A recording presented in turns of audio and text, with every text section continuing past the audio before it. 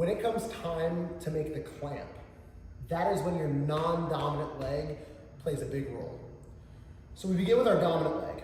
Our foot's on the inside, our knee is on the outside. That dominant leg is going to hunt for the highest real estate that it can possibly find. Every knee tuck is going to take a certain amount of energy, whether you go 18 inches up with that knee tuck or only 6 inches up with that knee tuck. So when you're tucking your knee of your dominant leg, every last inch you can get out of it is critical. When it's time that you've established the highest knee tuck that you can and you're at the best part of the real estate of the rope that you can possibly get to, that's when your non-dominant leg swoops in. The responsibility of your non-dominant leg is to both create a platform and seal the deal.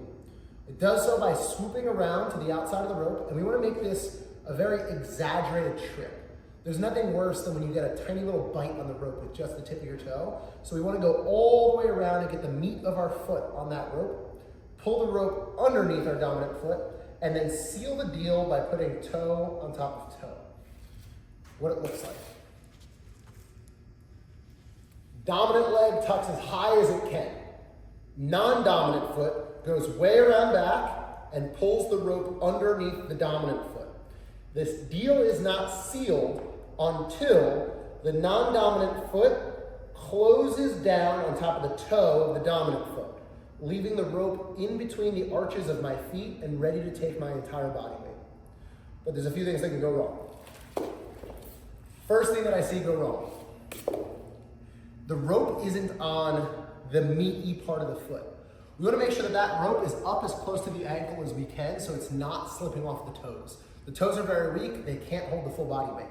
So when you're driving that knee up, make sure the rope is up in the crease of that foot and ankle as much as possible. And when you're bringing the non-dominant leg around, don't just grab it with the tip of your toe, but rather get the meat of this foot around it as well.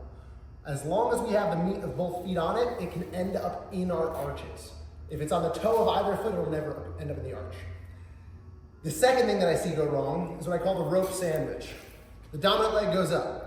The non-dominant leg comes around, and instead of sealing the deal toe on top of toe, we make a sandwich where it's foot, then rope, then foot. There's way too much daylight in this clamp, and it won't hold your body weight, or at least it won't be as secure. The third thing I see go wrong is the non-dominant leg disrespecting the knee tuck of the dominant leg.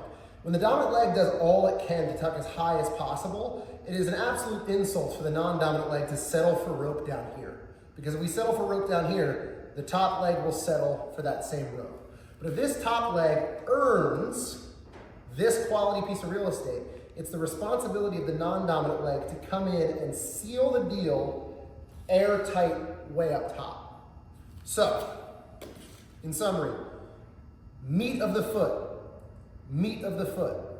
high real estate up here, not on the toe and not low. Meat of the foot, high real estate, and come around and seal the deal toe on top of toe.